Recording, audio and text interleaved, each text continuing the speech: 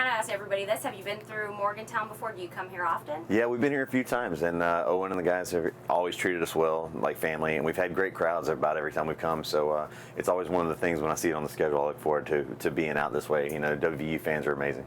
Great. Okay. Yeah. And you kind of have some WVU colors on tonight. I do. We've spent some time in West Virginia. It's crazy to think that that one of our main markets that we go to a lot is actually up here. So we come here. We do some traveling out. We're going to be in Logan tomorrow night. So I mean, we're all over the place. Okay. All right. And so do you have any plans of coming back in this direction in the next couple months, where people could maybe see this and say, hey, maybe we'll go see them whenever they wouldn't have maybe before? Yeah, absolutely. I mean, any chance we get, like I said, to come up to WVU, the West Virginia itself has just been amazing. We got some really cool fans up here, and they travel not only in West Virginia, but Ohio, Pennsylvania. I mean, they come see us everywhere. So we're excited to be out in this way again. Great. Okay. And so I know that you had an album and a single that came out 2015, right? I did, yeah. Okay. So can you tell me a little bit about that? The record came out last year. It was called What Color Is Your Sky? And the album did really well for us. For an independent label, we've been we left Arista about 6 years ago. So we're doing things on our own and purely fan base supported. So they're the ones keeping us out there. They're the ones buying our music. They're the ones telling people about us, coming to our shows. We got a song last year that we promoted independently and got up to number 28 on the Music Row charts called God Only Knows. So yeah, it's really cool to have fans that support you and build your, without having that big machine, that big label behind you anymore, to be able to go out and still do what we love to do and make the music we love to make purely because of our fans. Great. Okay. And so now the song God Only Knows, I listened to it. It's very good. It seems like, did you write that song? Did you have somebody in mind, something in mind that you kind of go to whenever you sing it? Usually that song particularly was one that I kind of wanted to write a song that made people move a little bit, and so we wrote the entire record. There was like 5 songs that I wrote by myself, but there were the rest of the record I wrote with 2 other friends of mine from Nashville that we've written pretty much everything together. So it was just a collaborative effort to bring it all together. And actually what's cool about the album for me was that I got to use my band that I use on the road to actually play on the album. So since the people hear them when they come and see us live, they get to actually see them perform on the stage and hear that on the record. Great. Okay, so it's kind of, sometimes you go see people and it sounds completely different. So this is really exactly what they're, expecting. Exactly, and it's what what they're going to hear when they come see us on the road. So it was cool to be able to add that element to the recording process.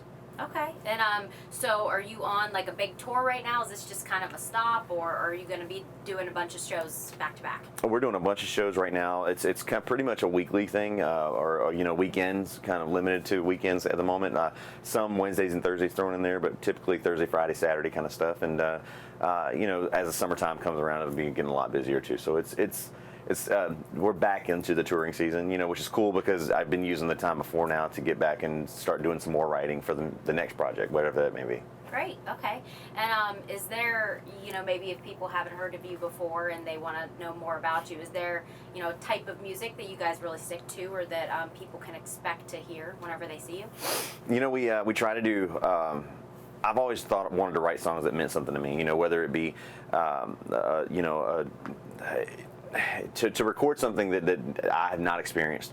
I think that as an artist, you're responsible to your fans to make something that you've been through, so that they can learn a little bit more about you every chance they get, every song that you play, and so I've always tried to include that in my writing process, and it's been working out. The fans, I think, are it's all going to be something that I know something about. So. Great. Okay.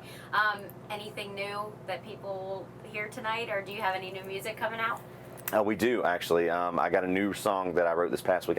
Whenever I write a new song, I like to bring it out to the fans to see what they think about it, because what better way to gauge if a song is any good or not than out here. So we're gonna be playing probably the band will take a break, and usually for new material I'll play it acoustic during the show sometime, so the band can go do whatever they want, refill their drinks or whatever. And so I'll probably do something like that tonight, and I'm not sure which one it'll be yet. I've written a couple songs in the last week that I thought were pretty decent, so excited to see what people's response will be to them.